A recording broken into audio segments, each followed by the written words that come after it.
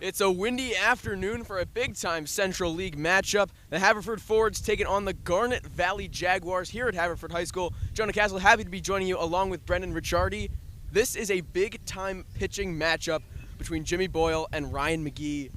How do you think the wind, obviously on a day like today, is going to impact this big-time matchup? Well, right now it kind of feels like it's blowing right at our faces, which I can see from your notes and stuff for taking the brunt of it. But, you know, for both of these pitchers, they're kind of different styles. I think that it would tend to favor Ryan McGhee because he's more of a keep the ball on the ground kind of guy. Jimmy Boyle doesn't let up too much hard contact to begin with, but if he does and the wind carries it, some of these Garnet Valley bats can make him pay. But I think it's a lot better this game was played today than it would have been on Wednesday. Yeah, because the wind now seems bad, but it would have been a lot worse if it was 30 degrees like on Wednesday. Absolutely, and this is a great pitching matchup. I mean, both of these guys were first-team All-Delco for us last year. Both of these teams have legitimate chances to win the Central League Championship this year, and Haverford won their first game against Ruston. Garnet Valley's beaten Haverford School and Chichester. Both these teams look strong and just as we expected. I mean, yeah, Garnet Valley's just been dominant. They've outscored their opponents 23-32. Last year they won 11-5 versus the Central League. Do you think that they have a shot at being even better this year? I do, and I think it's because last year they dealt with a lot of injuries to their seniors, so their younger guys really got the opportunity to step in and get that varsity experience that maybe if those guys had stayed healthy, they wouldn't have been able to get. Guys like Cole Hoffaker, when we interviewed Garnet for the podcast before the season, those guys made it a huge point to say he stepped up last year and he's going to be a big part of this lineup, and he had a huge game against Chichester on, I think that was Tuesday. And you can see that he's batting second today after only Cole Lombardo. He's been really hard to get out recently, batting 7 over 10 in his last 3 games. It's the Cole and Cole show for these guys. I got the chance. I guess I shouldn't say I played for Wayne in the Delco League because play is a strong word. I was on the team, and Cole was our shortstop this summer, so just getting to see him up close, you see why he's a Division I player. Very smooth at shortstop. He's as close to it in the high school realm you'll get as a 5-tool player. I mean, you talk about a shortstop that had a 2-homer game. That's pretty rare at this level. Yeah, I'm really looking forward to seeing what could happen. But like I mentioned earlier, this pitching matchup, it's not really going to allow that many balls out of here. I mean, I'd be surprised if we even see one. No, if we do, I would guess Cam McCormick from Haverford's our guy. He's a junior. He's committed to Pitt. He's got unbelievable raw power. I think this year is the year. He had a great year last year, but I think this is the year he really established himself as one of the premier hitters in Delco. He missed their first 2 games with the flu. Wow. I got worried. I texted their coach wondering if he was hurt because he wasn't in the lineup the first 2 games. I'm like, you know, your best hitter's not in. What's going on here? But he looks ready to go today. It's really good for them to have him back. He's over there at first base, and he's batting third right after Jimmy Boyle, a pitcher. This is going to be a real interesting one, especially with the wind and just a premier matchup between 2 of the top teams in the Central League, one of the top conferences in the state of Pennsylvania. Yeah, and really, you know, for Boyle this season, he's been a first-team All-Delco pitcher for us twice, but I know he has a sour taste in his mouth because last year, the way it ended, he was hit in the head by a teammate's practice swing and missed their last 2 playoff games. So he didn't start their first game because they were playing a team that they felt comfortable that they could win regardless, and they did. And he was supposed to pitch that second game but missed it with a concussion. So to have your season end like that for such a magical year that they had definitely leaves a sour taste in his mouth for sure. And I know he's going to come out this year just as motivated as ever. Yeah, absolutely. And it's been a lot of bad luck for Haverford. You mentioned the flu, now the concussion. I mean, it was last year, but they've got everybody out today. It seems like if they can put out a good start, their luck's finally catching up to them. Looking sharp with these uniforms as well. I don't know about you, Jonah. I'm not the biggest fan of white hats in baseball. Just I think they get too dirty easily, and I don't know. I feel like if you're gonna have the white hat, you go with the front panel white, like I think the Orioles do, like the black back and then the like white front of the panel. Both teams are doing it though, so I guess nobody has the advantage in that regard. Yeah, I guess what do we know if they're both doing it? Yeah, right. Yeah.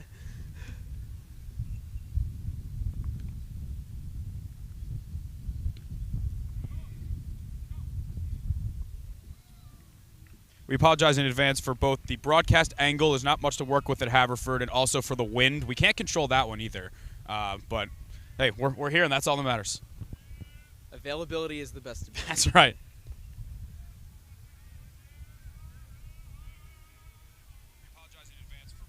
Sounds pretty good.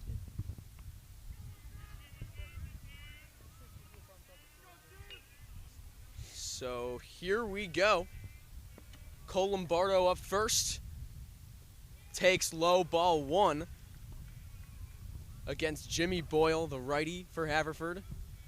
Lombardo's been hard to get out. We'll see what he can do in the first AB. You see with Boyle that his signature pitch is his slider. I've watched it the last 2 years. It really is difficult for righties to pick up where it's going to break. The pitch. In there, strike 2. It's hard to... Lombardo down 1-2 early. Boyle deals. This one's flied out center field, going in. It'll drop past the center fielder, Owen Click, and Lombardo now 8 for 11 on the season. Absolutely phenomenal. You know, he led the Central League in batting average last year. Lost out on the player of the year, the offensive player of the year, to Ryan Friel from Bonner. Ryan hit over 500, so warranted. But it looks like Cole's, very, very much in play to lead the Central League in hitting again. So the Jaguars start off with Lombardo on first, and now the other Cole Hoffaker, takes strike 1 early.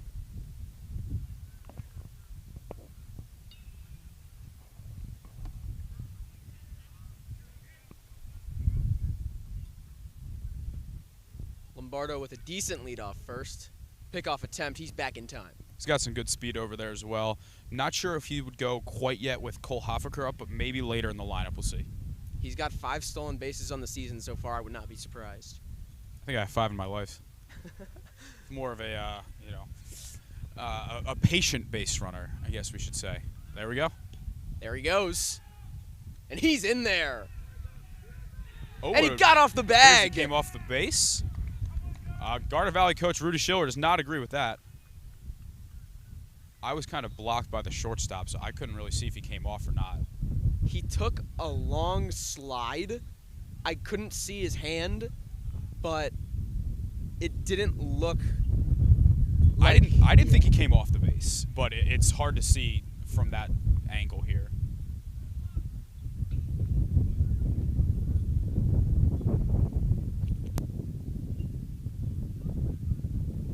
So they get their first out, not in the traditional way.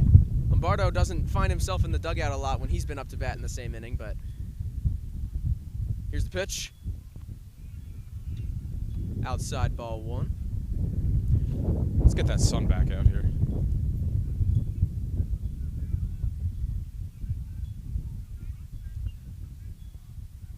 Boyle deals, swung on and missed.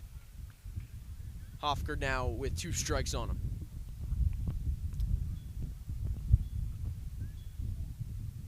In the first Central League game, Haverford trying to start out early with no runs allowed.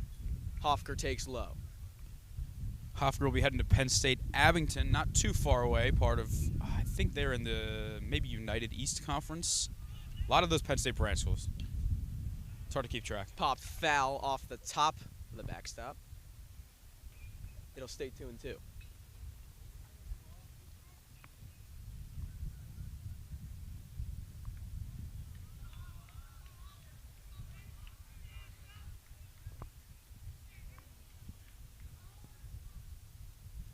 Time called now. Boyle will have another couple seconds to contemplate this upcoming 2-2 pitch to Cole Hoffaker.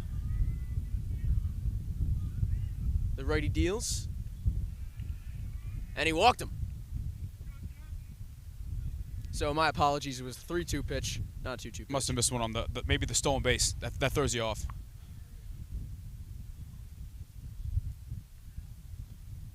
So both Coles reach base. Only one of them's there right now. Cole Hoffaker on first. He takes substantial lead. And it's Harrison Mall, the second baseman, for the Jaguars now. Pickoff attempt. Hoffaker's back in time. He'll be heading to Volunteer State JUCO in Tennessee. As he mentioned on our show, he was down south at a recruiting showcase and played well and got invited over there. And he'll be heading to, I think it's in Knoxville. First pitch to Mall. Or Nashville. I always get those confused.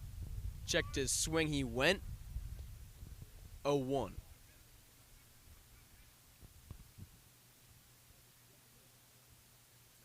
Man on first, 1 out for Garnet Valley. Oh, we got him. He got him indeed. 2 outs on the base path for the Fords.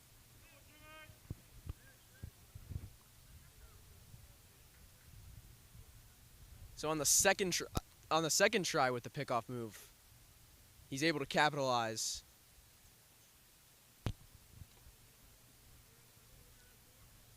Maul still up to bat. This one's fly deep. It's got a chance. This one's down in the gap to left field. Picked up by Manier, sends it back in. It's a double for Harrison Maul.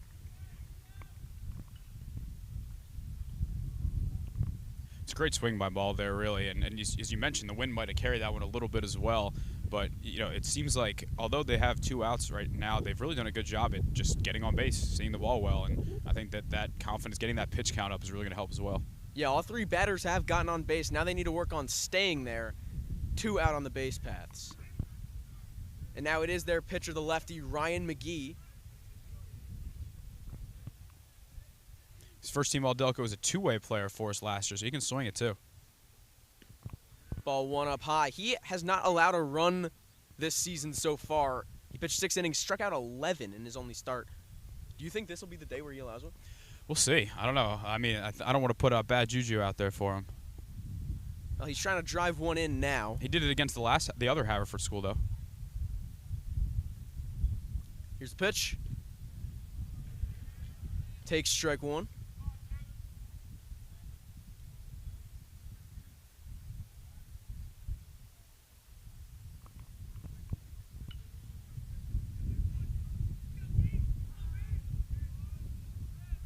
Runner in scoring position for Garnet Valley. With their pitcher, Ryan McGhee, up to bat. They picked him off again. He's out. All 3 outs made on the base path. 2 pickoffs, 1 caught stealing. And the Haverford Fords will head to the plate.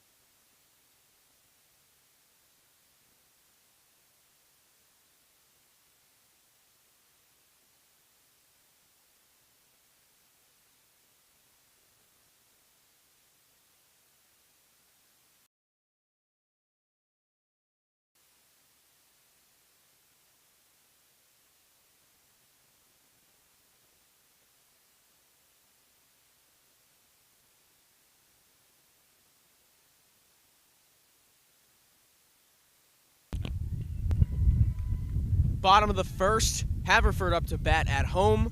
And McGhee, who was not able to finish his at-bat due to the pickoff at second of Harrison Maul, he will take the mound. The lefty, really, really solid player, hoping to shut down the Fords. Pitch swung on and missed. Early swing by Durkin, the catcher, and McGhee had him fooled.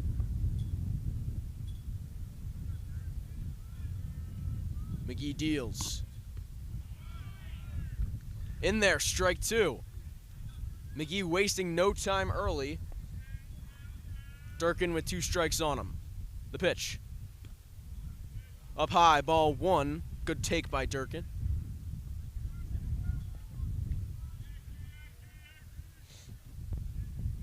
One, 2 count. The pitch. Fouled off our way. And out of play.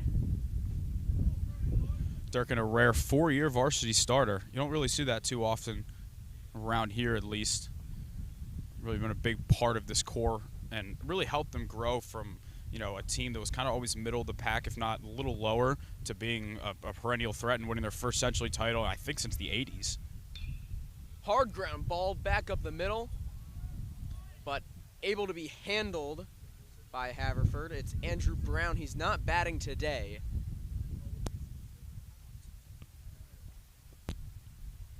Excuse me, that's Harrison Mall.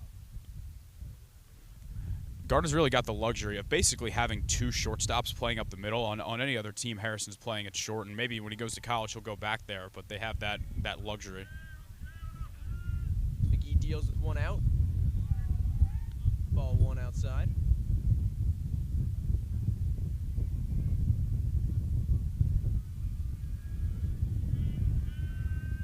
McGhee 1-0 pitch. Takes. Strike 1. Also, apologies, it's a very tough angle to see the umpire from here, so we're going off sound. Ball 2 there.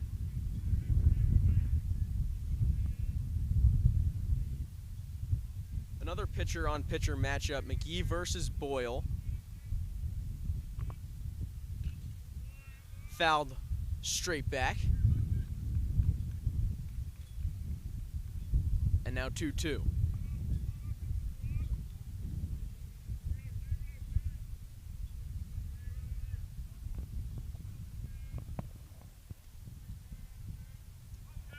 McGhee 2-2 pitch. Outside, count is full.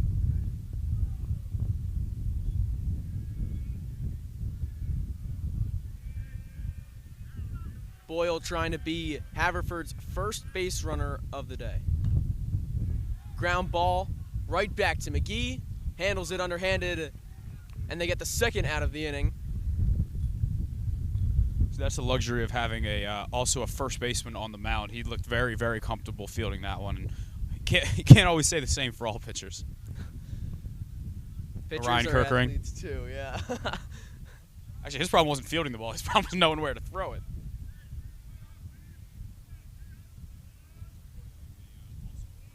Big swing and a miss for Cam McCormick.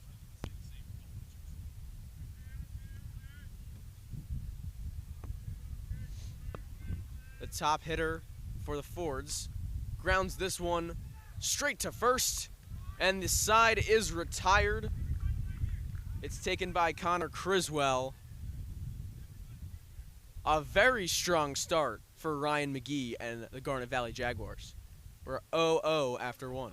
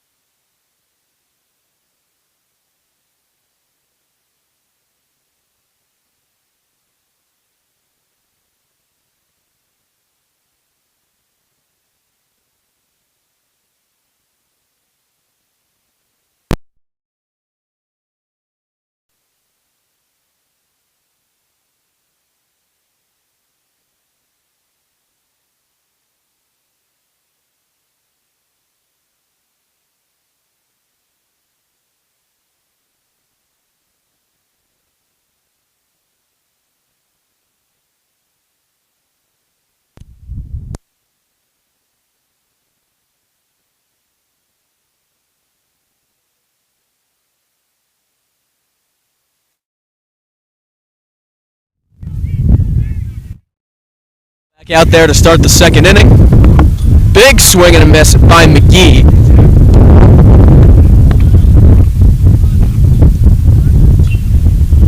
So McGhee was unable to finish his first inning AB due to a pickoff at second base. He fouls this one off, and it's 0-2 early.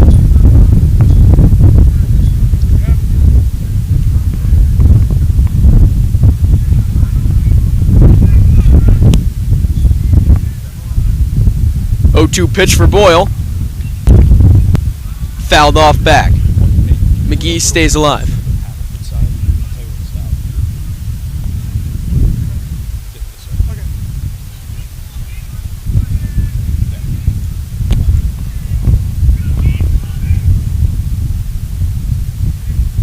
Boyle goes. 1-2.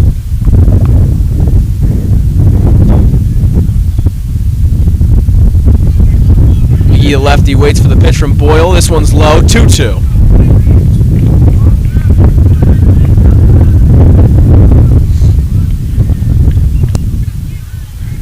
Garnet Valley threatened in the first inning, unable to capitalize. McGhee stays alive with another foul.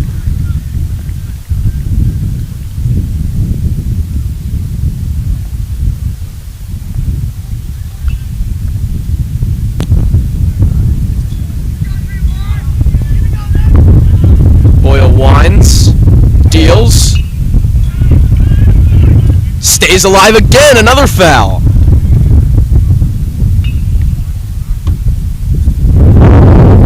McGhee able to extend his at-bat, still 2-2. Boyle, fouled again. A long at-bat. Pitcher on pitcher.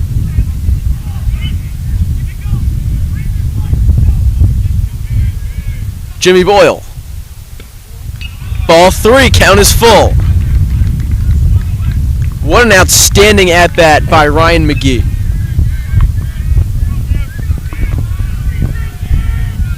Full count. Grounded to short. And the throw is awry. It's an error. McGhee will reach base. All 4 batters for Garnet Valley able to get on. The problem is what they've done when they've got on. All 3 gotten out on the base path. Yeah, if I'm Ryan McGhee, well, I guess he's being courtesy run for here. I'll double check game changer who that is. I'm not getting too far off the base here. Boyle's shown off that he can do a lot with that pickoff move.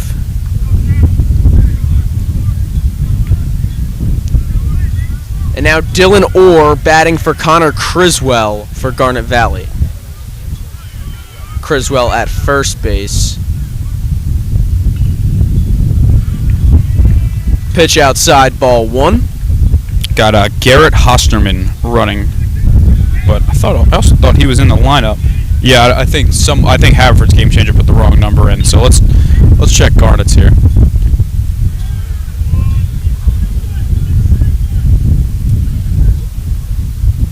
Man on first, nobody out for Garnet Valley. It's Ashton Yao running at first base for Garnet.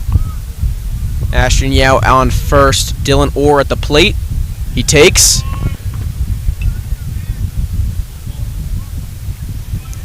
One-two count.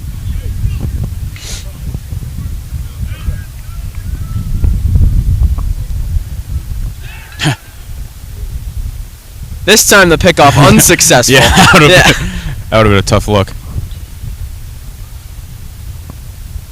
A couple times maybe it's a coincidence. If it's a 4th straight base runner, maybe there's something up.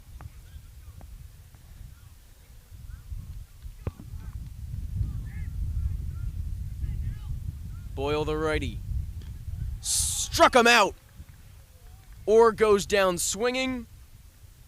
And Boyle retires his first on strikes.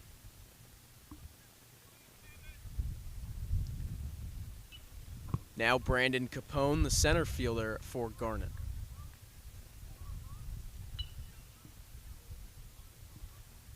The pitch. Big swing from the lefty, but fouled off down the left field line and way out of play.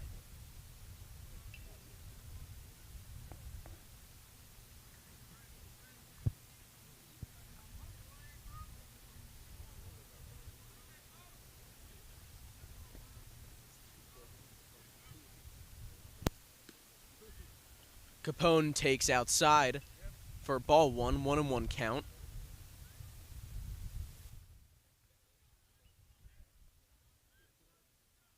Jimmy Boyle looking to get on a roll here after his first strikeout of Dylan Orr.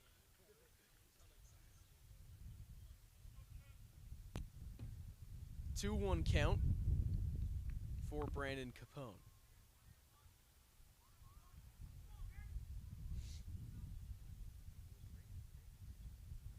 Boyle the pitch.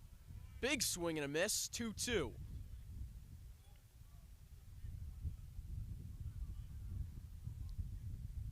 Brandon Capone held nothing back on that swing. We got a lot of high socks on this Garnet Valley team, I've noticed. I don't think we have any on the Fords.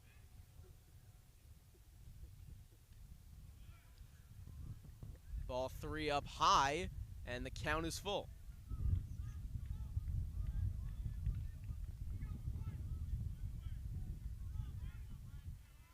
A lot of pitches in this second inning for Jimmy Boyle.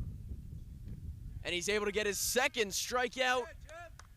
Brandon Capone goes down swinging. Wonder if we see Yao try to swipe second. I know the base paths haven't really been their, their cup of tea so far today, but try and get in scoring position here. Jimmy Boyle really finding his rhythm. 2 back-to-back strikeouts of Orr and Capone. Now he'll see what he can do against Klein. Big swing and a miss. He fooled him.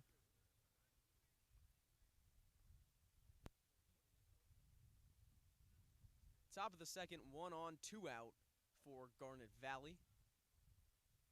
Klein up to bat. Boyle deals. Takes strike 2. Boyle looking for his ender. Maybe to strike out the side.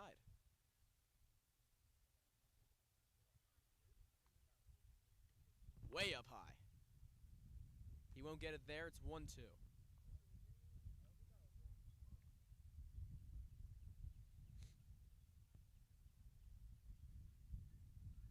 Yao on first. Klein at the plate. Hooked foul.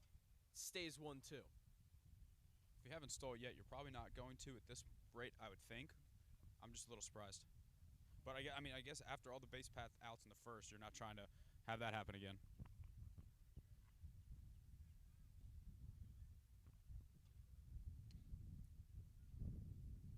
1-2 to the righty Klein. Takes ball 2.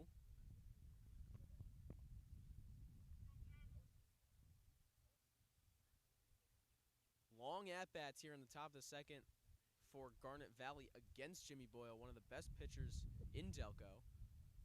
He deals. This one bounces. Count is full once again. Well, we know he's going now. It'd be a bit strange if he didn't, I think.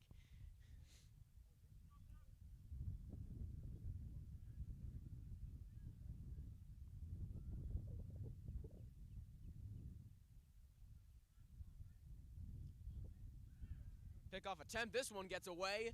Now Yao goes. He'll have second. And he'll have third if he can get there. He might have home. The ball gets away. And Garnet takes the 1-0 lead.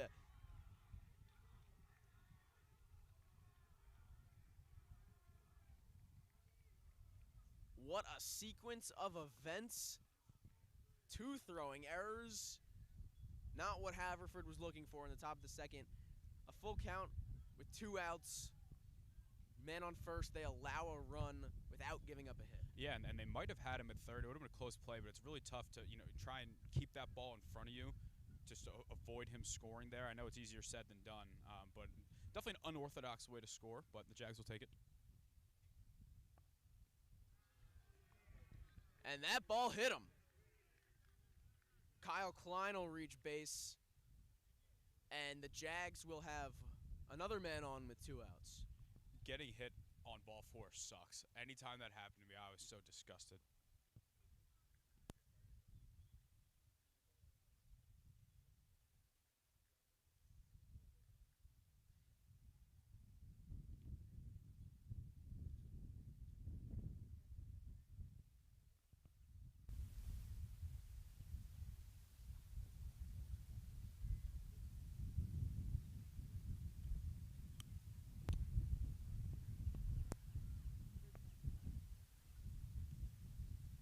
Mound visit here for Boyle and Haverford.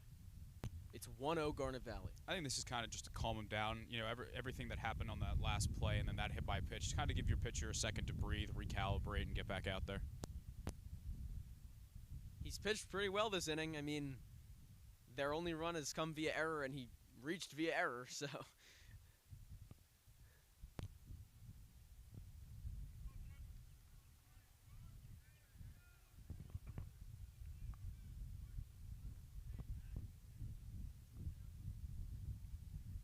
It's Zach Gordon, who's catching for Garnet Valley today.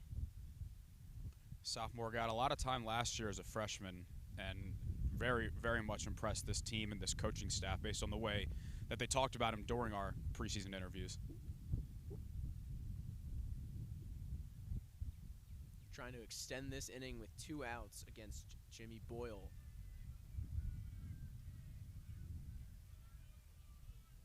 Boyle deals. Takes strike 1.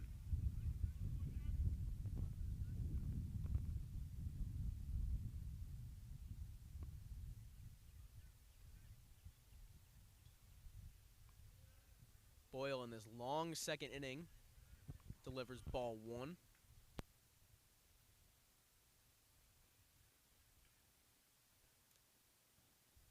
It's only 1-0, but it feels like Garnet Valley has controlled this game so far, at least through the top of the second. Big swing and a miss for Zach Gordon.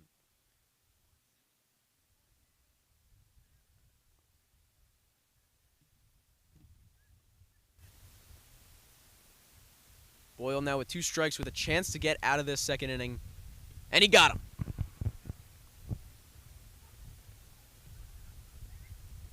Dropped third strike there, but they will be able to grab the out. Haverford gets out of that long second inning, and they will bat. Up first for them, Sam Sturman, the shortstop.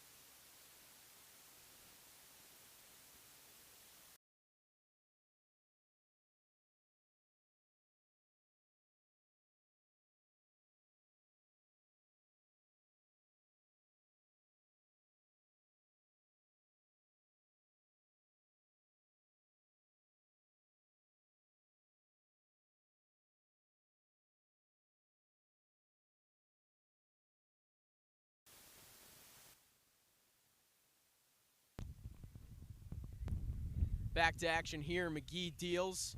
Hooked foul by Sturman.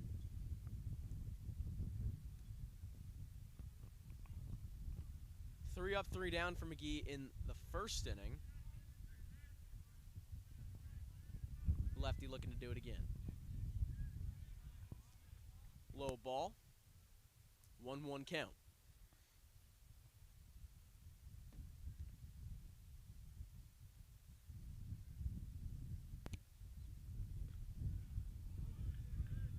Sturman takes strike 2 there.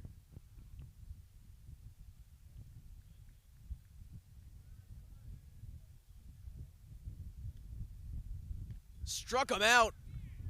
McGhee gets his first. Sturman down swinging. Sturman had a great year last year and really was kind of playing all over the place due to some different injuries that the Fords had. Wonder if we'll maybe see him a little more on the mound this year, but the way the pitching depth was for Haverford last year, they just didn't need him to.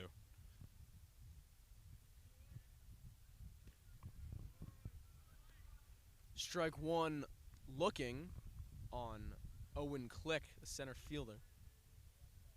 Some lefty-lefty action. fouled straight up. It's the first time I've got to see McGhee pitch in person before, and he just looks very confident on the mound, very comfortable, very repeatable mechanics, and it sounds cliche, but he just pounds his own. He trusts his defense behind him, and he trusts his stuff that you don't usually see him light up the walk column very often. A little dribbler foul along the right side.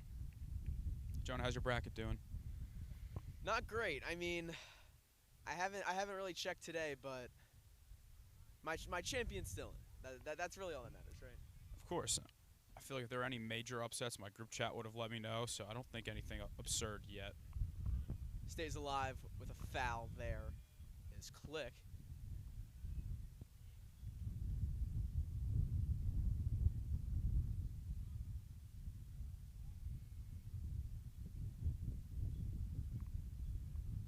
McGhee fires, and he got him looking. McGhee 2 strikeouts in this bottom of the second.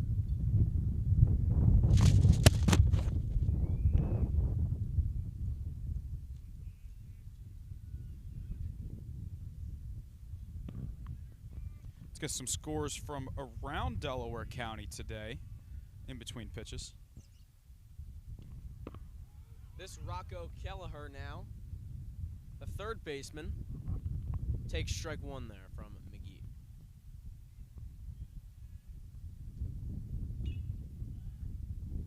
Line to short. Unable to pick it up. I think we call that a base hit. I'm going base hit. That would have hit. been a very, very nice and very tough play to make. We got Devon Prep and the Haverford School are scoreless, as are O'Hara and Malvern, Episcopal and Phoenixville. Sun Valley trails Unionville 3-0. Carroll leads Central 4-0.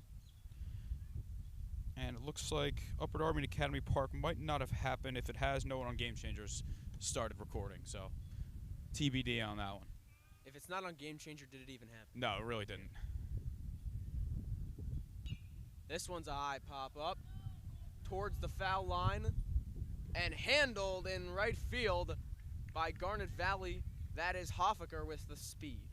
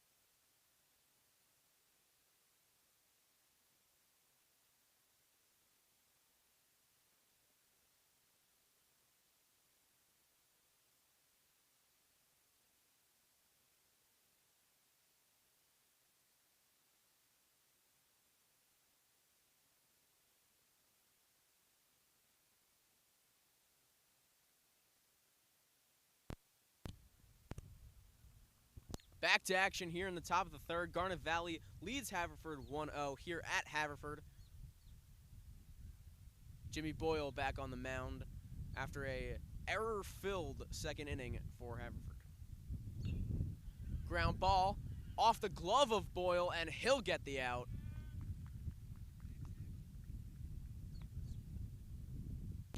Great reflexes there. Again, as we talked about with McGhee, just having someone who is typically an infielder on the mound just really makes all those plays seem so easy, because they look like athletes, right? Like he knocked that ball down, composed, picked it up, didn't rush, fired it over, nice and simple. Now Cole Lombardo reached in the first inning on a single to center. Boyle facing him for the second time today. Lombardo heading to St. Bonnie's, which I believe is in Upper New York. Strike there. Lombardo down 0-2. Boyle deals. He got him swinging. 3-pitch strikeout. Way to respond there by Boyle. Not many people make Lombardo look like that. Very impressive. Boyle settling in this third inning. Now the other call, Cole Hoffaker. As Boyle looks for his first 3 up, 3 down. Low there on the first pitch of the AB to Cole Hoffaker. Made the final out. Really speedy play there in right field to make the catch in foul territory. This one's grounded right to first. Looks foul? Looks foul. Looks foul to me.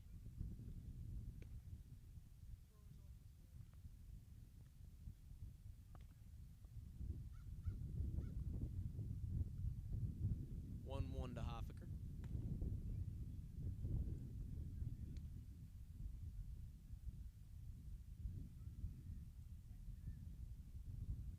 Garnet Valley with a 1-0 lead. I think Boyle put it a little extra on that one there. We have some bullpen action here. Some light tossing here from, I believe, Lucas Rothstein. If not Fouled another lefty. Straight up there. Jaden Luistro. Doesn't look like Boyle's coming out anytime soon. It might just be a bit of an insurance policy.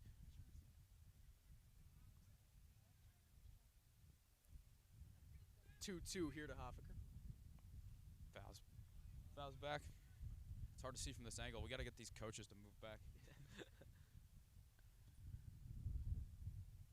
Oh, he moved back. It was like he was listening to us. Just got to put it out there. Maybe the world will Listen. They're listening to us. Exactly. Hey, all these tough angles, all these tough, broadcast difficulties throughout the year. It all pays off when late in the year in district championship we were in Villanova's press box. We were at Rutgers Camden's press box. So just got to get through the early parts. Ground ball to third. And the inning is retired. Rocco Kelleher fires over to Cam McCormick. 1-0 Garnet Valley. Haverford about to bat in the bottom of the third here on Delco Baseball Now.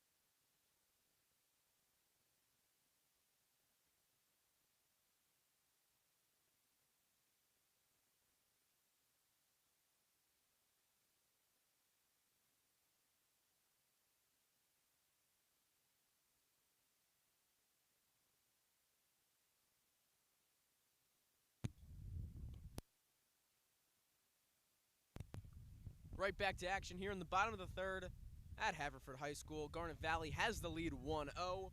Ryan McGhee returns to the mound for his third inning of action. He has been really solid so far. He'll face Pete Maneris, the DH batting for Andrew Brown, the second baseman. Strike one looking.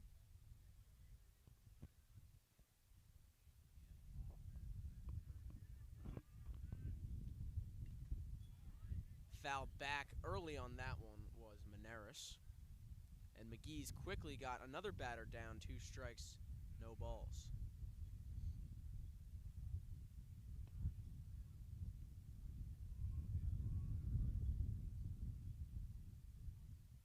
The pitch. That one bounced and he swung and missed. A strikeout in 3 pitches for Ryan McGhee to open up the bottom of the third.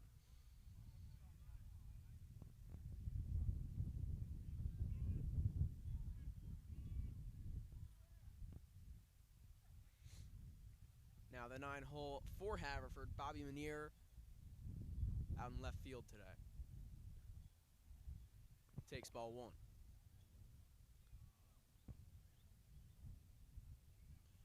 A lot of similar names from this Haverford team from last year, but definitely some new names at the lower part of the order. You lose Nick Elvanian, lose Ryan Cassidy.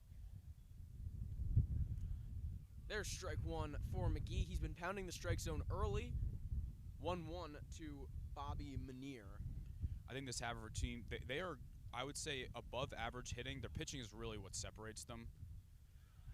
Big cut and a miss from Manier. I think last year their hitting was really what did them in. And granted, when they played Pennsbury, they faced a Vanderbilt recruit throwing mid-90s, so I'm not sure there was much they could have done about that.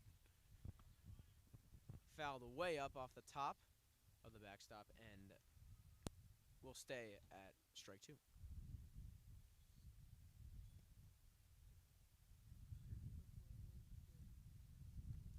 It's a little chilly without the sun.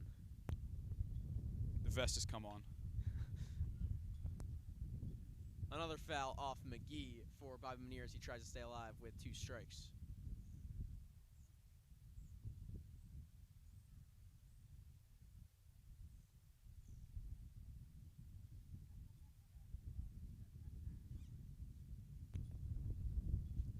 The wind and the pitch.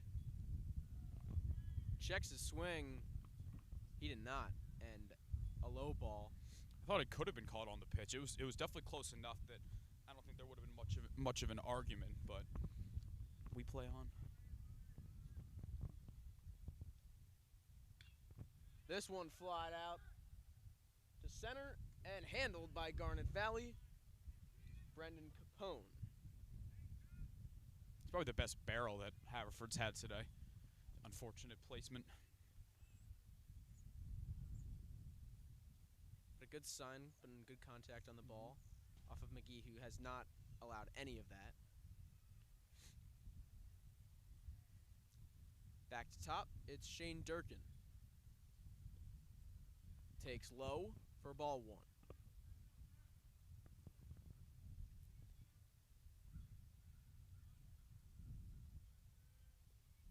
Nobody on for Haverford. This one grounded foul along the first base line. Another good piece, but not in the field play.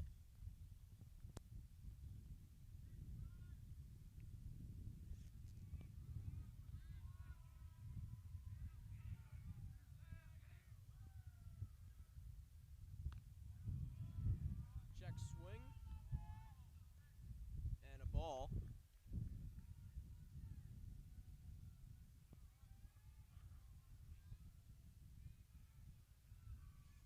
McGhee the pitch. This one fired out to left. It's going to get over the head of Hosterman. Back at the wall. Chance for a triple. In on the slide. It's a triple for Shane Durkin of Haverford. He's got the dugout fired up. Looks like he'll get a courtesy runner, being the catcher as well. Double check who that is. But that ball was smoked. Taking it the other way as well. Windy day. On another day, that might have gone out. The wind's kind of going sideways at this point, but it hit the base of the wall on a short hop.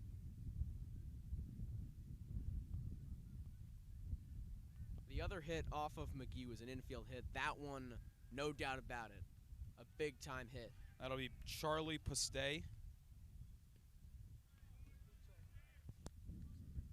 Putze, that is. Thank you to our guy, Nate Tucker, giving us the insight, the Haverford alum. 0-1 here on Boyle.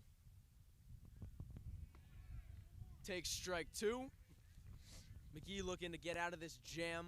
Man on third. 2 outs.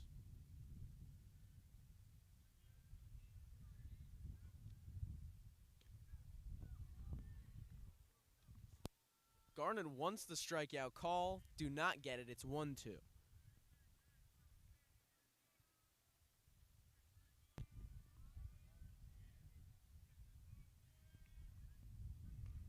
McGhee fires. This one's flied out to center. Getting on his horse. It falls out of the glove. That'll score for Haverford. Chance at another triple. And Boyle's got it We are tied up here at Haverford, 1-1. Back-to-back, really hard contact for the 1 and 2 hitters on this team. Another courtesy runner coming in for Jimmy Boyle. Almost an unbelievable play by Capone. A little Willie Mays there. Great swing from Boyle to help yourself out here, and they're not done for this inning yet. I mean, to just get it with a chance to catch that ball is pretty astounding from Capone. But the inning continues, and we are all tied up. Vinny Angelucci, your pinch runner. Great name. Ground ball. I think they hit his foot. Yeah, looks like he hit his foot. So 0-1 to McCormick, and not the guy who McGhee wants up right now. Absolutely not.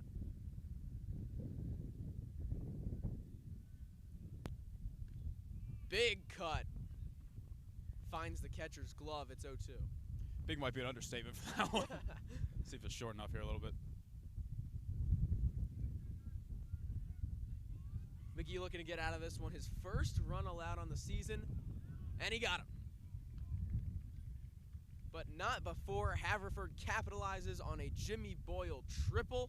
It is 1-1 here at Haverford High School. Garnet Valley versus Haverford, back for the fourth in just a minute on Delco Baseball Net.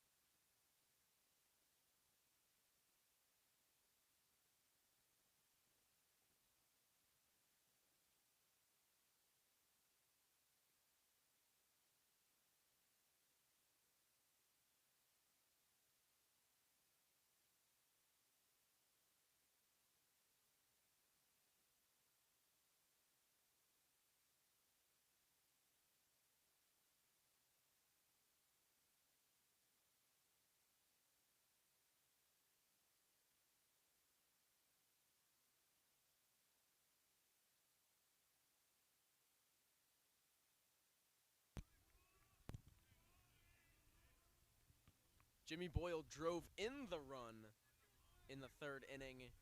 Now looking to prevent the game from being blown back open by Garnet Valley. It's 1-1.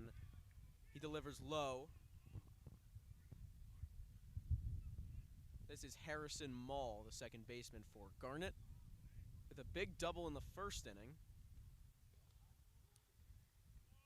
Strike called there, 1-1.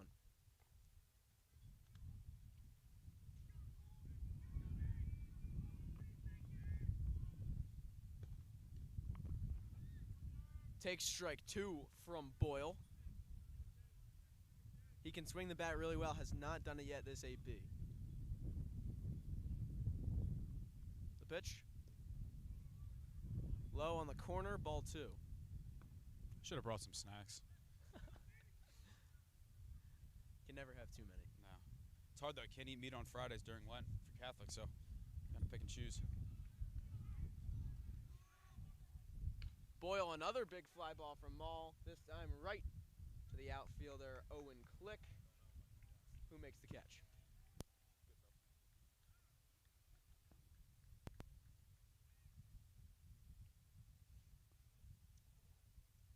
Leadoff hitter retired for the inning.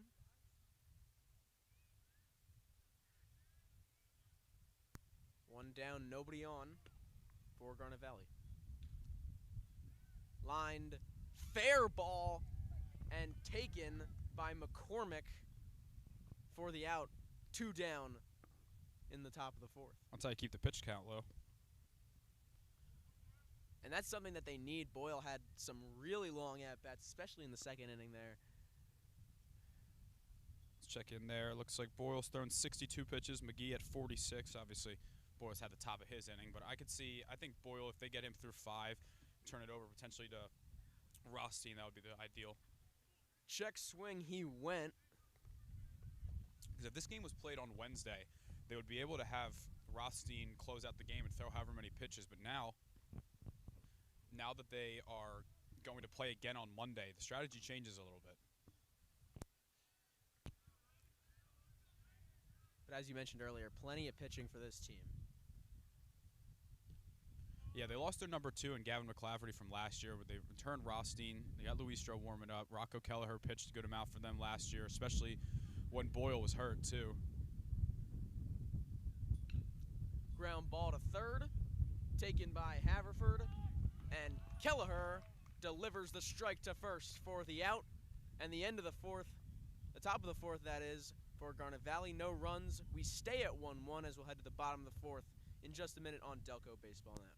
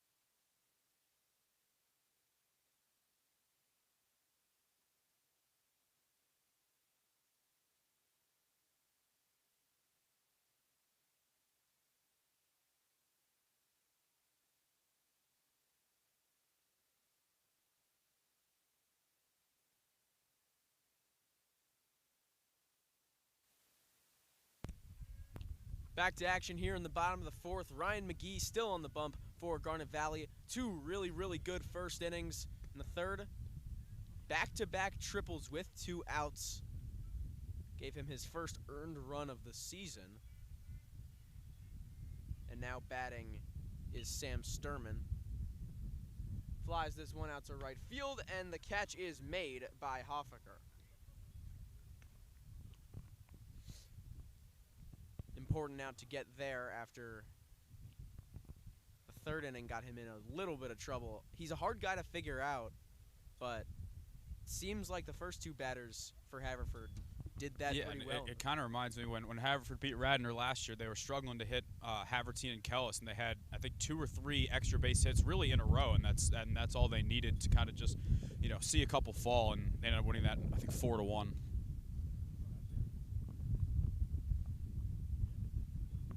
Click, the lefty fouls off the first pitch of his AB, and now McGhee deals again. Getting some sun back here. Not on us, the scoreboard's blocking it. In there for strike 2, and Click quickly down 0-2.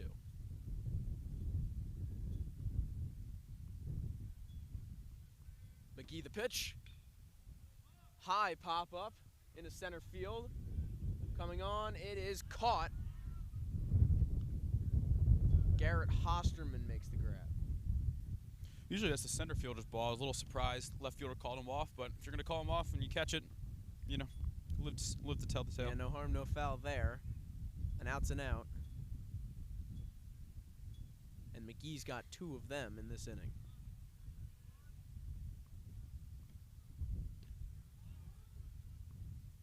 First pitch strike once again for Ryan McGhee on Rocco Keller. I feel like we've heard that a lot today. Yeah.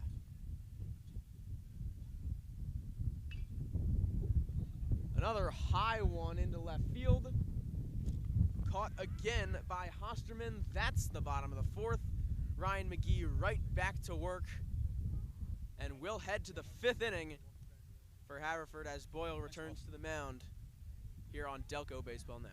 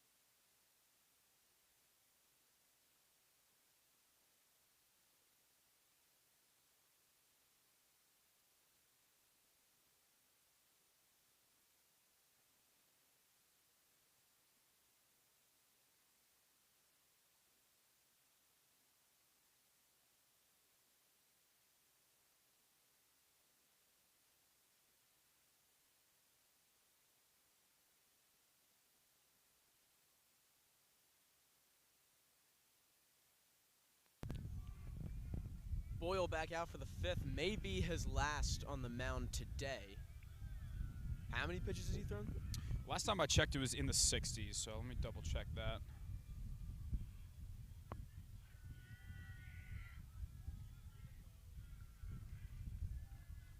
Time called in this AP. He enters this fifth inning with 66 pitches, so I could see, I would probably guess he'll be somewhere around 80. Ball low.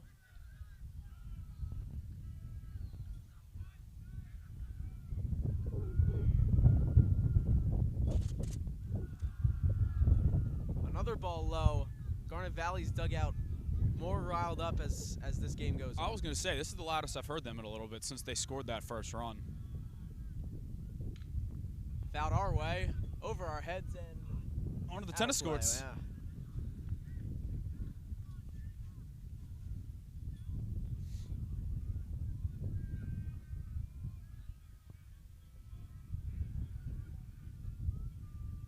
Pitch from Boyle.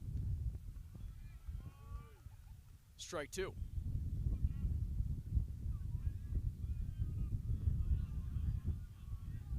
2-2 count for Capone here. And Boyle got him swinging. Jimmy Boyle really settling in as of late. Yeah, I wonder if that triple maybe boosted the energy a little bit. I don't think it'd be hard to. He caught his breath after. With a huge hit like that, driving in a run with 2 outs, mad. I know Boyle will be heading to Thomas Jefferson. Believe is just a pitcher.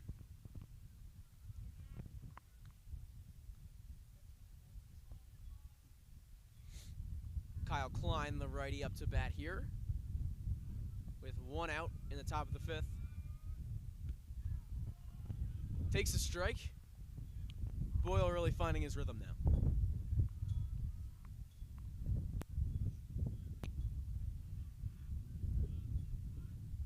One out, nobody on for Garnet Valley. They have not scored since that series of errors. And Klein is struck out by Boyle, his second of the inning. Boyle has only gotten better as the game's going on. Quick inning here, and he might be sent out again for the 6th. We'll see. Low ball on Zach Gordon, the catcher.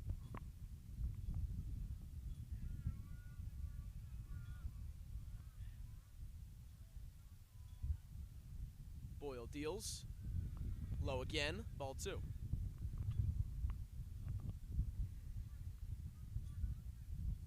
To the catcher, 2 outs here, nobody on for Garnet Valley.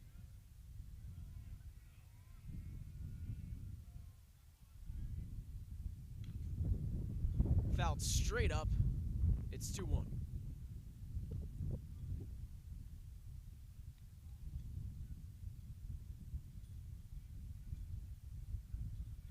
Garnet Valley has not had a base runner in a little bit.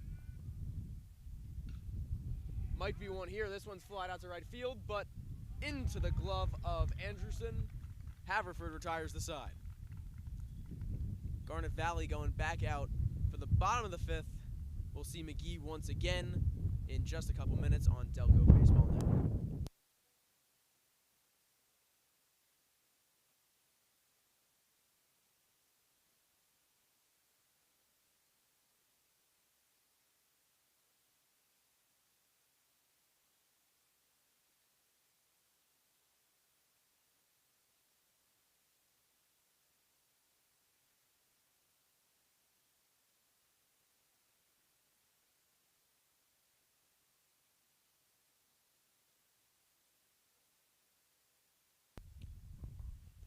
Coming at you with some scores around the area. Interborough leads Jenkintown 3-1. Devon Prep and the Haverford School are tied at 1. Cardinal O'Hara and Malvern Prep facing off. Malvern leads that one 1-0. Sun Valley trails Unionville 3-1, and Carroll leads Central 7-1. Haverford School Devon Prep game interesting because Devon Prep's head coach Mike Palumbo, former pitching coach of the Haverford School, left for Devon Prep. Owen Murphy struck out 4 through 2 1/3 for the Haverford School. Liam Young has struck out 5 through 3 innings for Devon. We also have Episcopal taking on Phoenixville. That is officially a tournament. It's still considered a non-conference game for Episcopal, but it is a tournament over there. Now it's 2-0 Phoenixville in that game.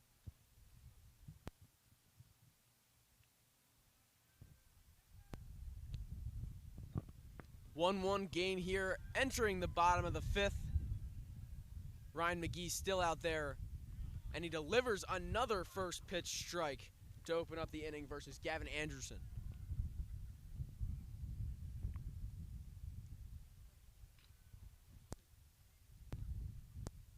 Ground ball down the first base line, and a foul.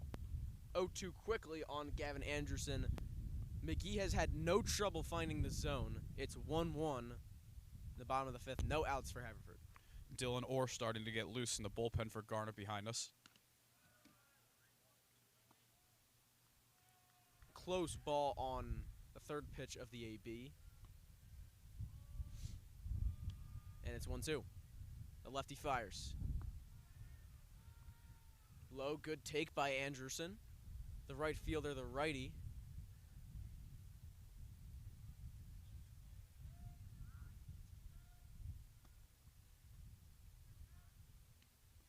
McGhee deals. Hard ground ball right at McGhee. It's handled, and the toss to first for the out. Really solid defensive play by McGhee. We've seen some great plays on the mound from pitchers today. Some hot shots right back at them. Sometimes where they haven't fielded it cleanly originally, but then they have been able to rebound, stay composed, and go out there and get it done. Reflex is off the charts there on that one.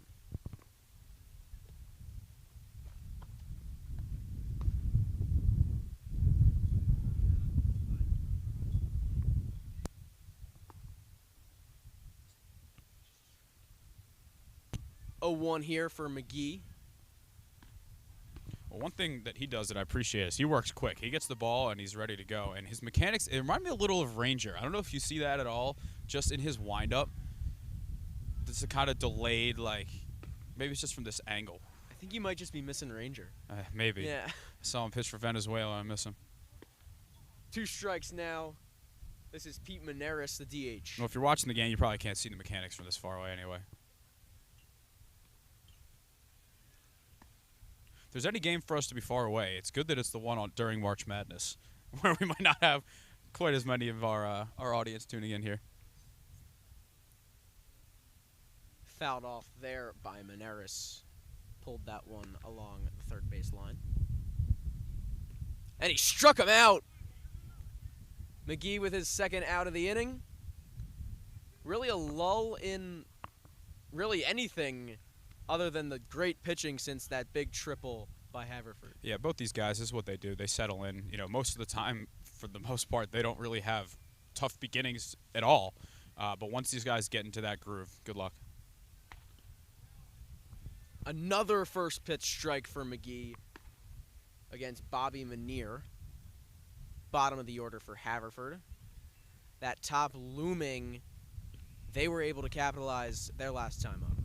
I could see McGhee trying to go the 6th inning just to get through that top of the order again. But then again, the top of the order saw him pretty well last time, so we'll see. McGhee deals. Ball outside. Good vision by Manier.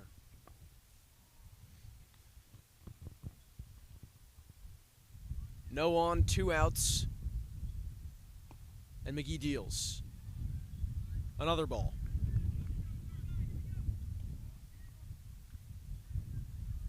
Two count for the lefty facing Bobby Manier, the left fielder for Haverford. McGhee the pitch. Fouled our way, over our heads again, into the bullpen. You don't get any runs for that, but maybe you should.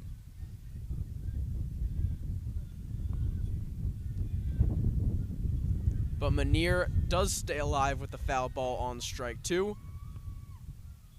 McGhee looking for his ender. Fouled off again.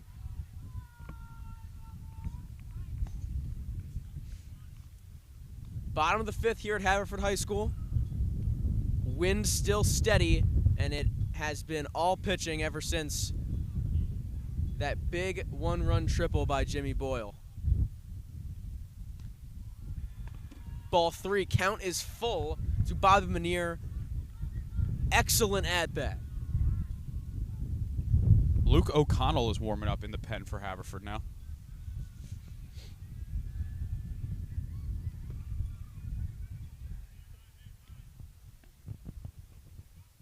McGhee.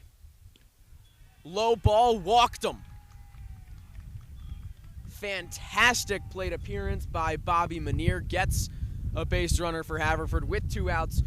Flipping the lineup over for Shane Durkin. Last time up, he hit a triple that set up the only Haverford score of the game.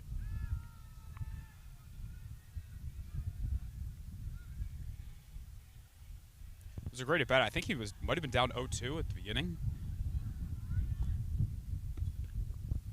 McGhee fires the first pitch strike, as usual. Heard that a lot. Yeah. Getting deja vu.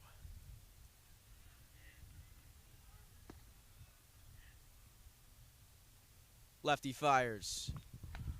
Low ball. Apologies for anybody that need the static you might be hearing. Still a bit of a new streaming device here, so working out the kinks.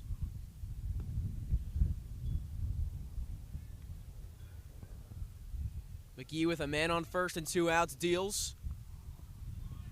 Strike in there. 1-2 count on Shane Durkin, the catcher. Lefty on lefty in a big moment in this game, the bottom of the 5th. Ground ball foul along the first base line.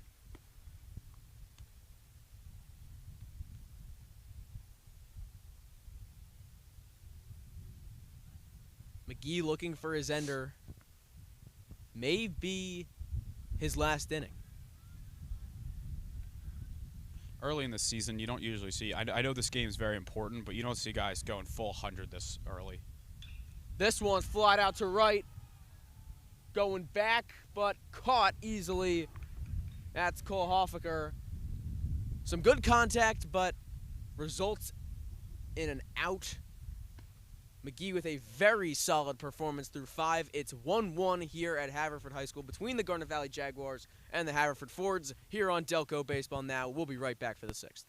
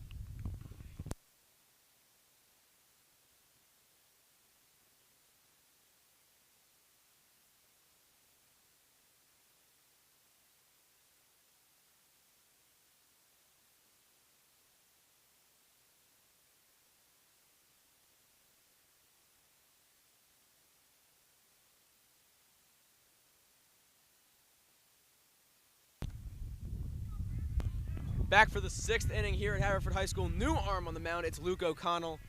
Jimmy Boyle moves to second base. Showing bunt down the third base line. Handled by Haverford, and they are able to get the out. Rocco Kelleher with a great fielding play. Look, when your offense isn't working, especially with a new pitcher on the mound, try and throw him off a little bit. You know, try and get something going for the top of your order.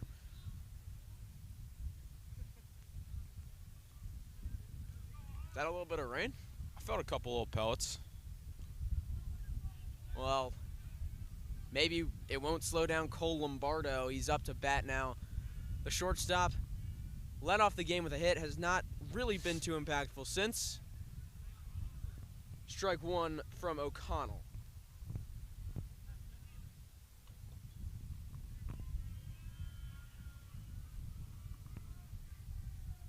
The righty deals. Lombardo takes strike two. He's down 0-2. I don't recall seeing O'Connell's name too much last year for this Fords team, so this could be his first really meaningful varsity innings here. Thrown right into the fire to face Lombardo. That one bounces 1-2.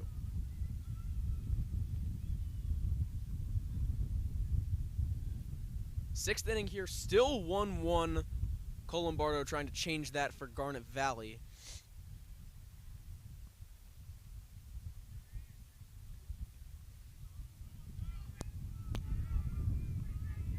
O'Connell the pitch. Line drive, base hit for Cole Lombardo right into center field. His second knock of the game.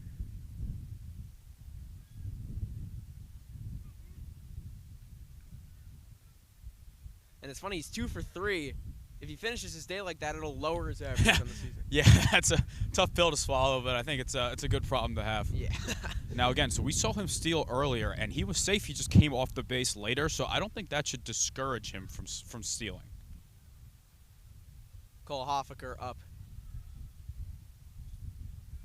with man on first. Whew. Not too afraid of that pickoff move there, back with plenty of time. He saw what happened in the first inning.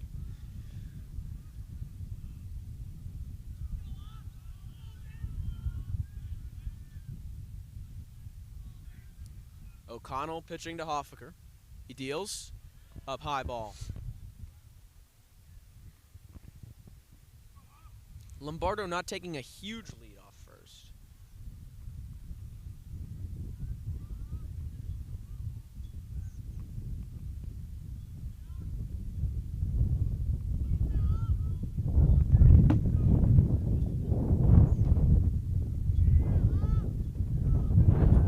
Now another pickoff. Back in time once again is Lombardo.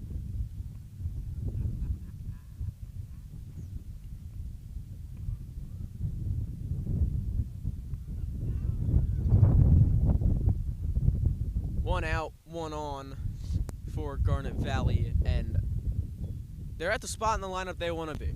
Yeah, I won't say it's now or never, but if you put yourself in a position where you don't score this inning and then Haverford has, I want to say 2, 3, 4 coming up, you don't want to go into that 7th inning down. Luke O'Connell trying to do whatever he can to prevent that from happening.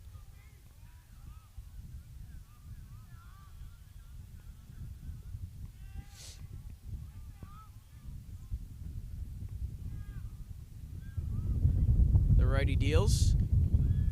Way up high and inside. 2-0 on Hoffaker.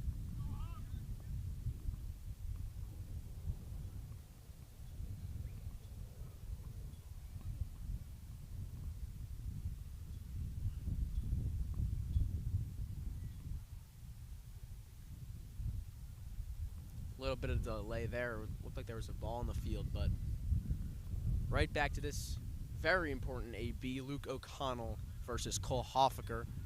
O'Connell did not throw a single inning last year, so I think it just shows the confidence level that the Fords coaching staff has to just throw him out there in a big game like this. O'Connell fires. Big cut and a miss. Cole Hoffaker now 2-1.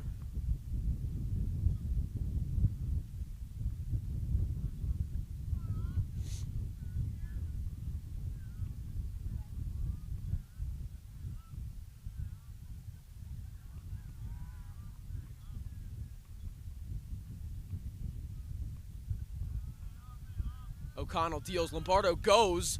Ball up high, and he's in standing. I think he would have had it either way, but the ball going to the backstop definitely made it a little bit less of a competition. Now with one out, Garnet Valley threatening. Plenty of speed on second from Lombardo. His 6th stolen base of the young season.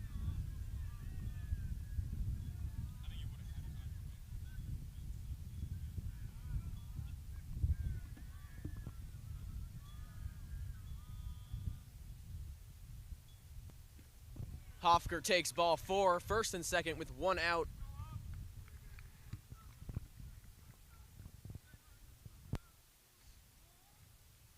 O'Connell in a jam in his first inning.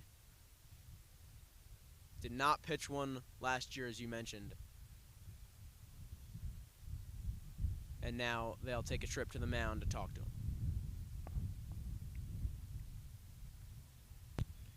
Now, Harrison Mall, another 4-year starter for this team, along with Cole Lombardo. So it's moments like this, you fall back on the last 3 years of experience you've had. I know Harrison at the plate didn't have the season he wanted last year, in years prior that he'd performed a little bit better than that. But, this would be a great confidence boost for a guy that they really need offensively to produce a little more than he did last year to make up for, Chris Schallers now at Richmond, Brady Thompson at Washington. These guys are the heart of the lineup last year before they got hurt. And Harrison's a guy that they could really use stepping up here.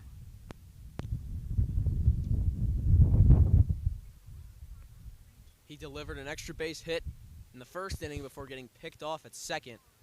Really important now for the Jaguars to not make any more outs on the base pad.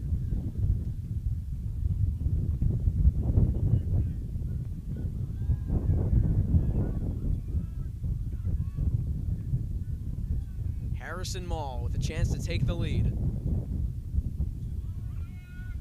Great jump by Lombardo on the wild pitch. It's second and third now. That really was. And again, another pitch that went to the backstop, but even if the catcher, Durkin was able to block it and keep it in front of him, Lombardo was 3/4 of the way there before he would have even had the ball. About as good of a read as you can have. 1-0 on Mall. Infield in. Takes strike 1.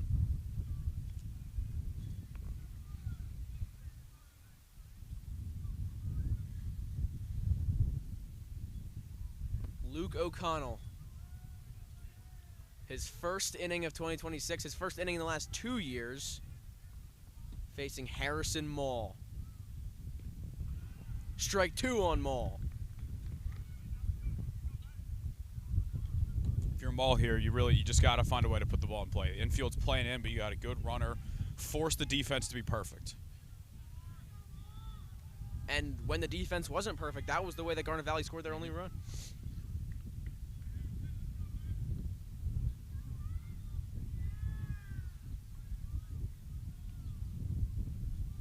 The righty Mall waits for the pitch from the righty O'Connell. Here's the pitch. Way up high. 2-2 count. Yeah, you don't have to be that protective of the plate to swing at that one. Lombardo on third, Hoffer on second. Infield in for the Fords, and it's Mall at the plate. O'Connell's pitch. Low ball, full count. I did not think he went from this angle. I understand why if you're Haverford you have to sell out to try and get the call, but I do not think he went. 1 out, full count. Man on second and third.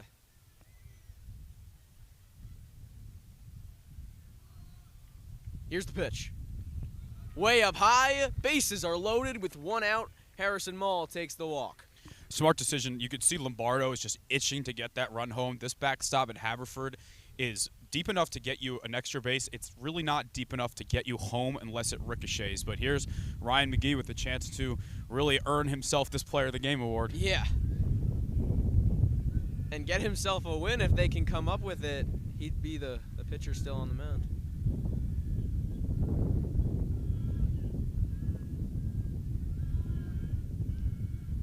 Here's the pitch from O'Connell. Line drive from McGhee. Lombardo ready to tag. This one's caught, and he will score with ease. Garnet Valley has the 2-1 lead off of the bat of their pitcher, Ryan McGhee. It's the top of the 6th. The Jaguars fired up for their pitcher, Ryan McGhee. Yeah, and a perfect example of not trying to do too much, right? Like, you know that in a game like this, one run could really get you the win. So to be able to just say, hey, I want to find a ball, I want to drive it into the outfield, and let the guys behind me try and add a couple more on. So 2 outs, man on first and second. Luke O'Connell desperately trying to get out of this jam versus the DH Dylan Orr for the Jaguars. Still got some good speed with Haverford at second base. Outfield playing fairly shallow, but you'd have to think in a game like this, any ball into the outfield, Haverford is going to be sent.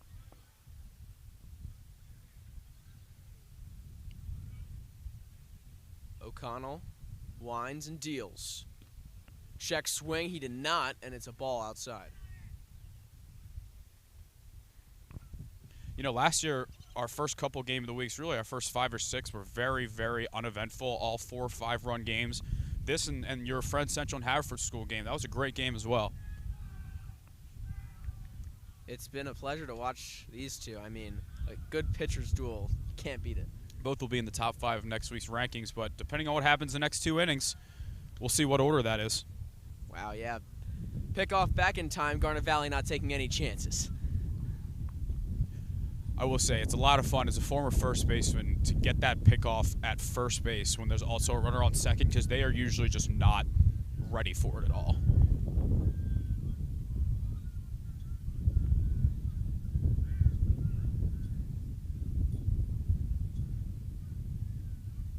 O'Connell deals in a 1-0 count. 2-0. Is that a ball?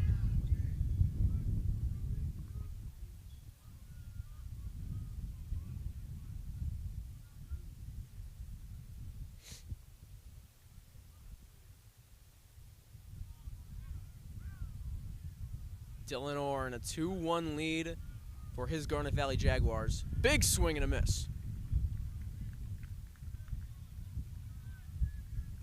I think it's 1-2.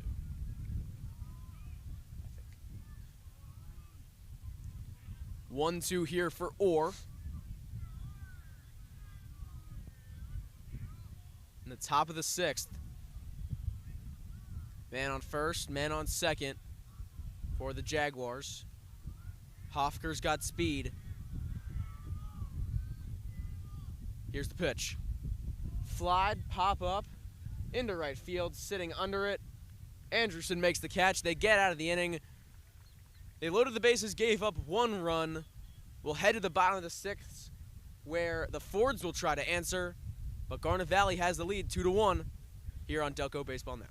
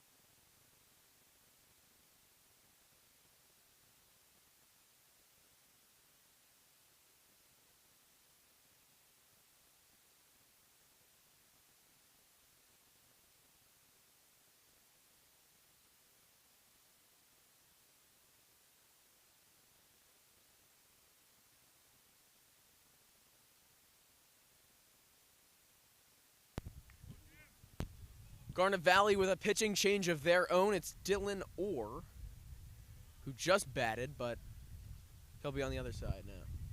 Yeah, he was very good for them last year. He kind of fought for that number 2 role with Joe Anzalone, kind of went back and forth with him, coming in relief and starting as well. But his numbers were fantastic last year. So the pitcher changes, but still a first pitch strike by the Garnet Valley Jaguars. The righty Orr deals. 1-1.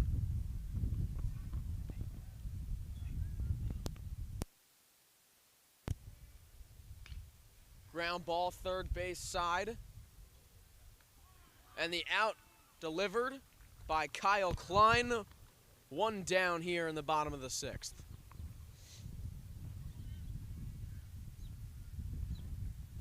I don't have the exact total here, but I think you could count on one hand how many first pitch balls that they've had today for Garnet Valley.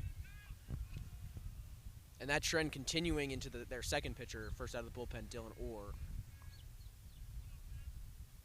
He deals ground ball first base side. McGhee takes it to the bag.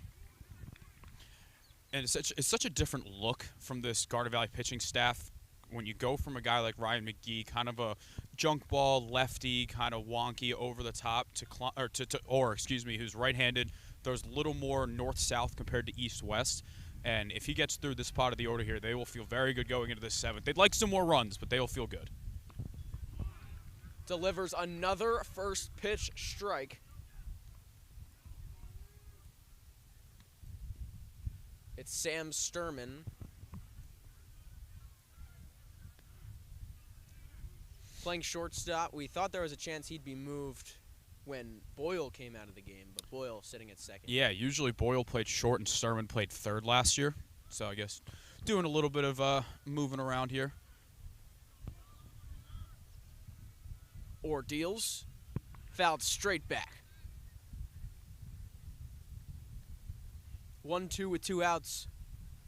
Orr made quick work of his first 2 batters. Sturman trying to not have the same thing happen to him.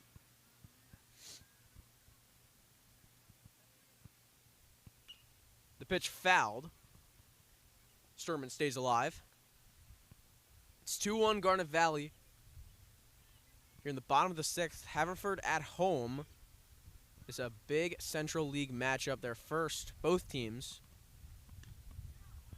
Haverford dugout feels a little flat right now, which is surprising for them because they're usually a very energetic bunch. We saw in the game of the week with Radnor last year just shockingly how energized they were. It just doesn't feel that way at the moment. Orr struck him out. 3 up, 3 down for the first out of the bullpen. DH no more, Dylan Orr. And we will head to the 7th inning here on Delco Baseball Now. In a 2-1 game, Garnet Valley has the lead. They're batting next.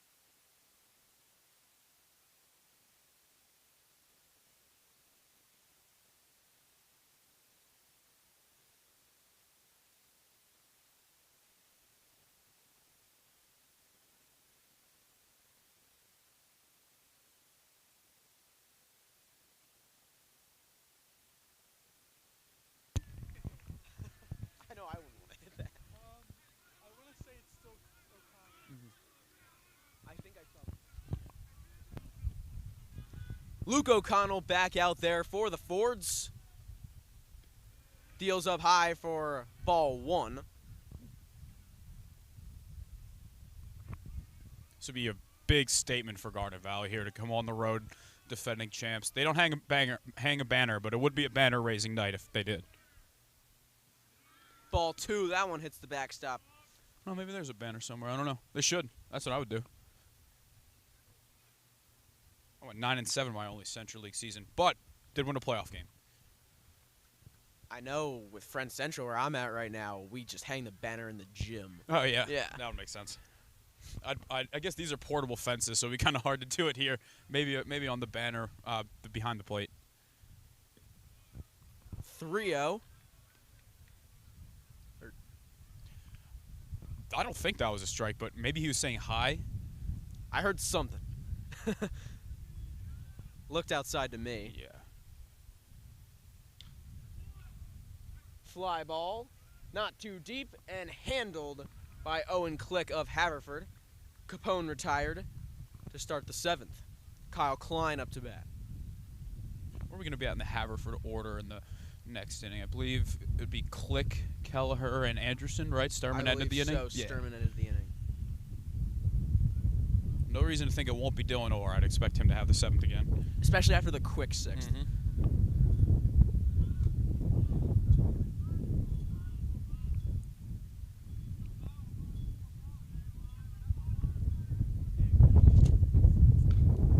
Ground ball right to the pitcher. O'Connell handles it. Little flip to the bag. Athletic playing from these pitchers today. Yeah, man, the pitchers have been probably the best defensive players on the field today, really. I think we've had, I want to say, McGhee had 2, Boyle had 2, and we're at like 5 really solid plays by the pitchers today. Really, the only bad pitching play was the pickoff that was thrown away.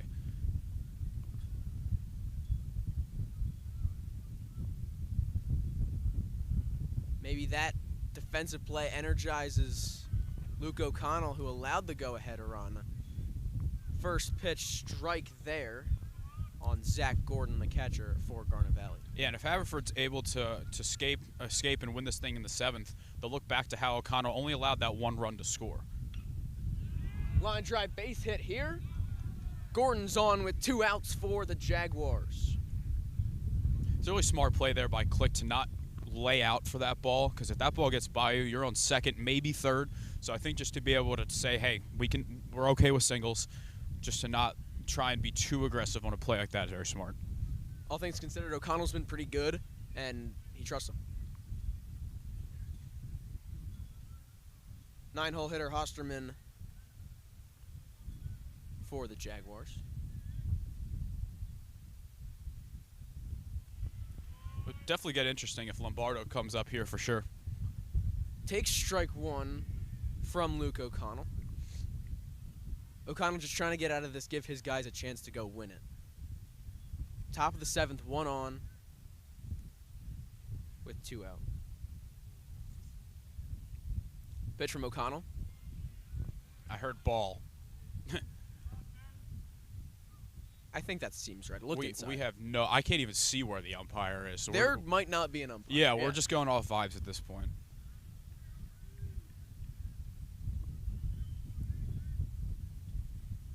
The righty deals. Swung on, ground ball, picked off a hop. And we'll head to the bottom of the 7th. Rocco Kelleher makes the play. Haverford one last chance to win this game, the opening game for their Central League season. We'll see what they can do against, likely it'll be Dylan Orr on the mound for his 2nd inning. We'll be right back on Delco Baseball Now for the last frame.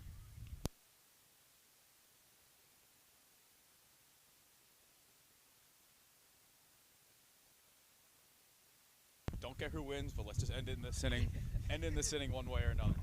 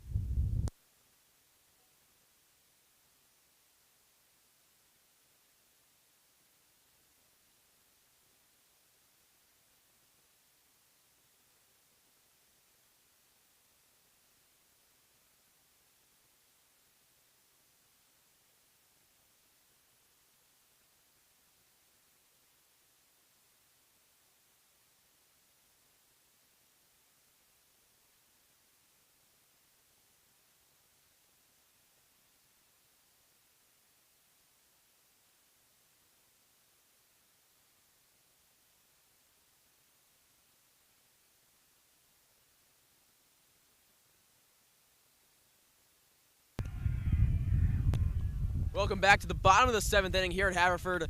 Garnet Valley riled up. They're looking to take down the defending champs. Dylan Orr is on the bump. He had a very quick 6th inning, and he delivers a first pitch strike. Those have been the most common words out of my mouth.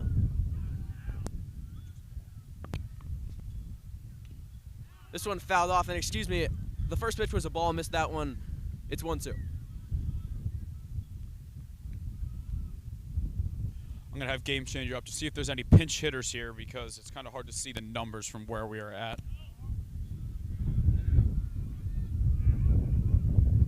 It's Owen Click. Looking for the strikeout, did not get it. Well, Zach Gordon was halfway up the third baseline ready to throw that thing around.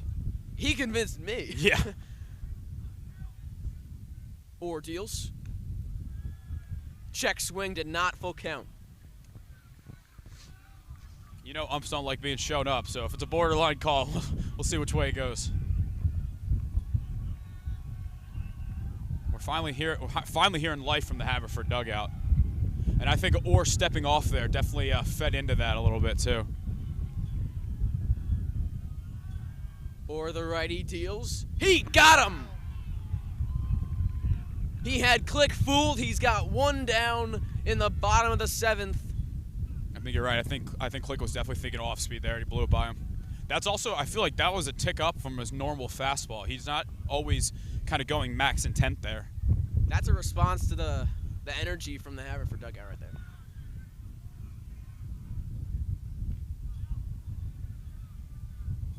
No, I have no clue what that was. Could have been either way. Could have been either way. A pitch was thrown. Yeah, on pitch was definitely thrown. That's a strike. When he swings, it's a strike. When he swings, it's a strike. Let's see if we hear one more. It's definitely either 1-1 or 0-2. That one's low.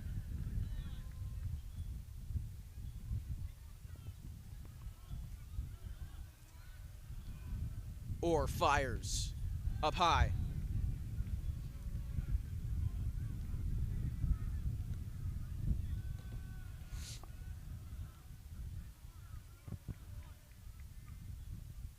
Orr the pitch.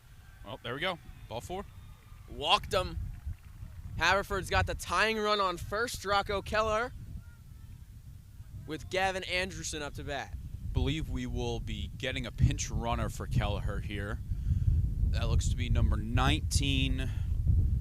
Pull that up here. Last name is Ruzzi or Ruzzi.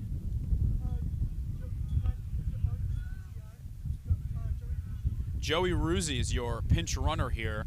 I'm gonna guess he's not gonna steal second until there's 2 outs, but we'll find out.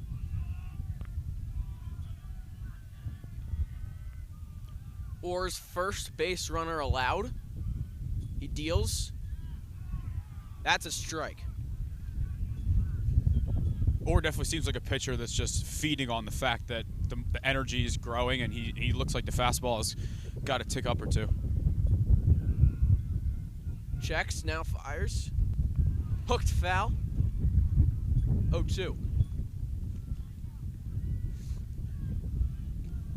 The tying run is on first base. It's Ruzzi, the pinch runner, for Rocco Kelleher, who drew the walk. And is also now going to the bullpen in case there's an 8th inning.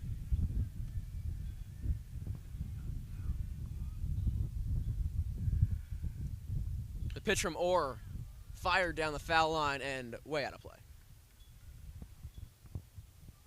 We haven't really seen Ruzzi take any lead that would be big enough that you would think he's going to steal. I would be surprised if that happens before there's 2 outs, but we'll see.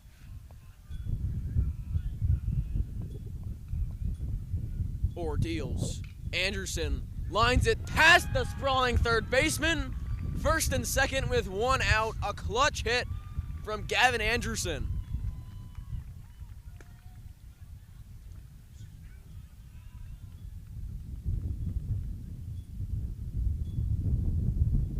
Orr's first hit allowed after allowing that walk.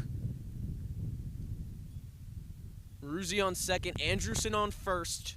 1 out, bottom of the 7th in the Central League opener for both of these squads. Yeah, I mean, we got to appreciate this because this might be the best ending to a game we get all year.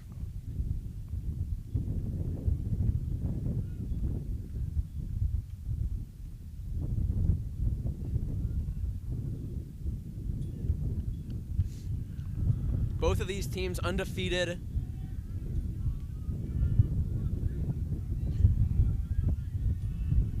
We have a pinch hitter here, Charlie Putze.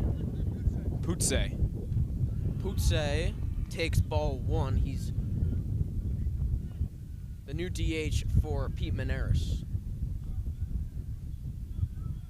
I believe he pinch ran or courtesy ran earlier in the game. Pitch ball 2. Haverford's fired up. Waiting on deck, barring another pinch hitter, will be Bobby Manier. Now you can hear Haverford's dugout. The pitch from Orr. Ball 3.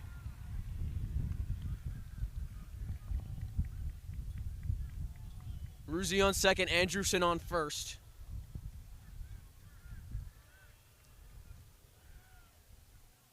Haverford not going down without a fight. Orr deals, walked him. And the bases are loaded. The bottom of the 7th, Haverford at home. Another mound visit for Dylan Orr. And Bobby Manier, the 9-hole hitter, steps up to the plate with the winning run on second base.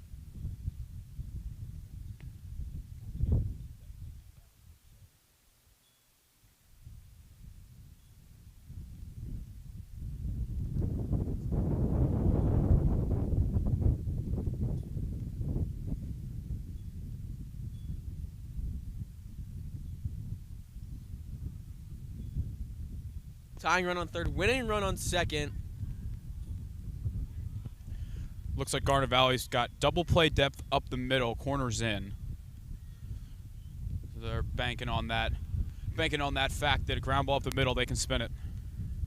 Pitch from Orr, way up high, 5 straight balls.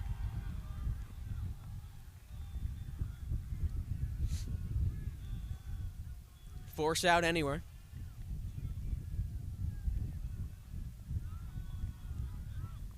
Orr winds and deals. Another ball, that's 6 straight. Orr, who really took a liking to what Haverford was doing in the dugout and put some extra on his fastball, now has thrown 6 straight balls.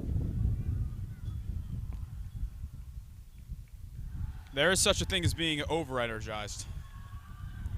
3-0. And, I mean, if you're the coach for Haverford here, Brian Miller, I'm giving the auto take here no matter what. Especially for your 9-hole hitter. Make him show you that he can hit the zone.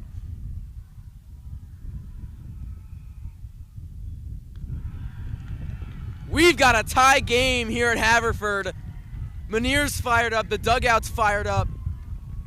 Dylan Orr, 2 4-pitch walks in a row. And the leadoff batter, Shane Durkin, hit a big triple earlier, one of the few hits for Haverford today, now has a chance to win it. Ball 1. I'm still taking until I get a strike on me here. Orr with such a good inning in the 6th, the 7th blown up. Finally gets a strike.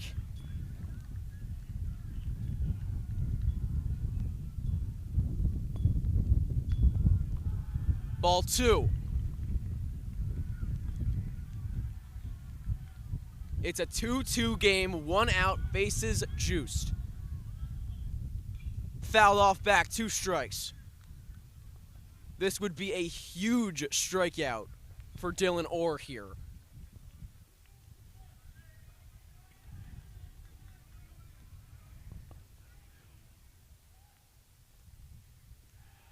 Maybe early in the season, but games like this are what could win you the championship later in the year, especially in a league with no playoffs where tiebreakers, will decide things. So having those extra games in hand. Count is full to Durkin, the catcher. Dylan Orr needs to find something here. Infield in. Here's the pitch. Ground ball. Foul.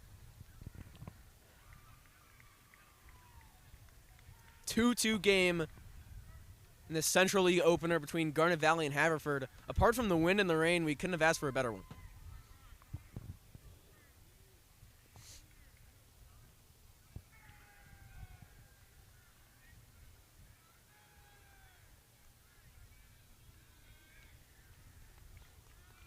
This is a big-time moment for Dylan Orr and Shane Durkin. Orr's pitch. It's over! Haverford, a walk-off walk. They come back from down 1 in the bottom of the 7th. Shane Durkin, the go-ahead walk drawn. And Haverford, the league champs, keep their undefeated season. Garnet Valley disappointed on the road. Yeah, it's definitely a tough pill to swallow for Garnet with how good Dylan Orr looked in the 6th inning here. But just credit to Haverford. I mean, this is a team that has championship DNA, and there's a reason that they were 15-1 last year. They don't quit. You know, they kept battling the whole time, and they got a 1-0 Central League start to show for it. What a group of at-bats there in the final inning from Haverford. What a game that we had this game of the week here on Delco Baseball Now. I'm Jonah Castle, along with Brendan Ricciardi. 3-2, Haverford gets the win.